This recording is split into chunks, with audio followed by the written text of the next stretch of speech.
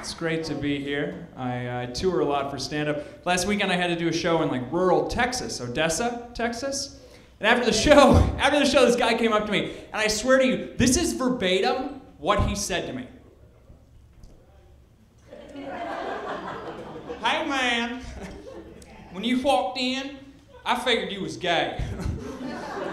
But I tell you what, you are my doggone kind of funny. In Texas, is that how you give somebody a compliment? When I first met you, I thought you were a selfish whore. But I tell you what, you're my wife. And my cousin.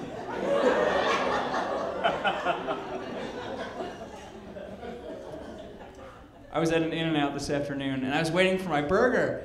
And I was standing there, I was by myself, I was minding my own business, and this little kid, like 9 years old, this little boy walked in front of me. Now, he didn't cut me off, I was standing totally still, but he walked in front of me, and he tripped and fell right at my feet. And I was less concerned that he fell, and more concerned that everyone would think I was the reason that he fell. So like, instead of reaching down to help him, I just put my hands up. And I kind of showed everyone at the In-N-Out. This kid's dad comes over, and the dad starts to lay into him.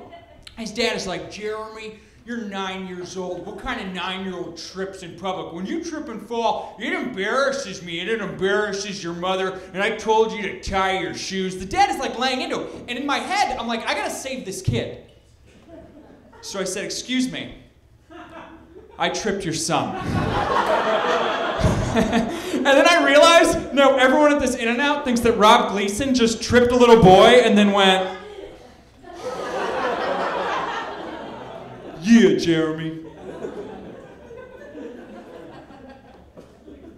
Recently I learned how to say damn it in Swedish. It's IKEA.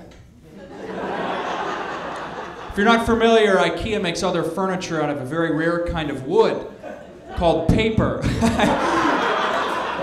My favorite part about IKEA is that there's never gonna be an antique from IKEA, right?